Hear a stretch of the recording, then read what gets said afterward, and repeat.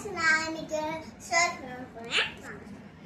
ஏச்சப்பா மேல போய் எல்லாருக்கும் வார்த்தை சொல்லி கொடுத்தாங்க. இப்ப எல்லாருக்கும் பச்சன் டிஷம் யாராச்சும் சாப்பிடறதுக்கா கேட்டாங்க. கேட்டோன்னே நான் என்கிட்ட சொன்னேன் குத்தி போய் வந்தேன். அது ரெண்டு அப்போ 5 அப்போ கொடுத்தாங்க.